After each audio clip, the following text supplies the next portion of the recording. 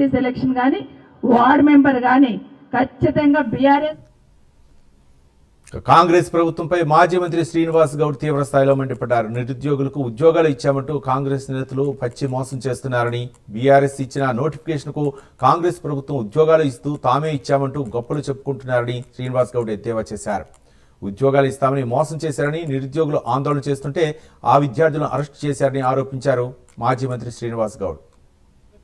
Test పెట్టకుండా, notification లేకుండా ఇచ్చినామని చెప్తుర్రు.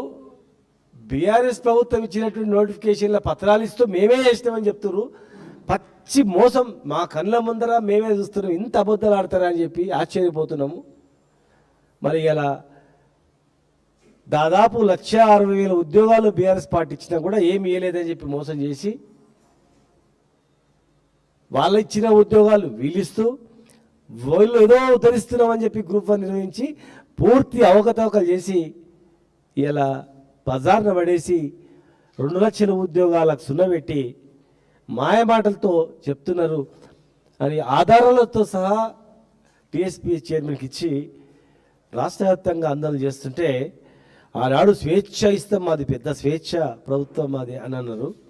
యూనివర్సిటీలలో స్వేచ్ఛగా తిరగొచ్చు అన్నారు. ఇప్పుడు అక్కడ ముళ్ళ కంచెలే, ఇక్కడ ముళ్ళ కంచెలే, ఇవాళ విద్యార్థులు అరెస్ట్ చేస్తూ ఉన్నారు. కనుక వెంటనే విద్యార్థులను రిలీజ్ చేయాలి. ఒక్క దెబ్బ విద్యార్థుల మీద పడ్డా దానికి ప్రతీకారంగా మరి ఎదుర్కోవాల్సిన పరిస్థితి వస్తుంది. ఒక్కటి కూడా టెస్ట్ పెట్టకుండా బుద్ధి ఉన్న వాళ్ళు ఎవరు? BJP, BRS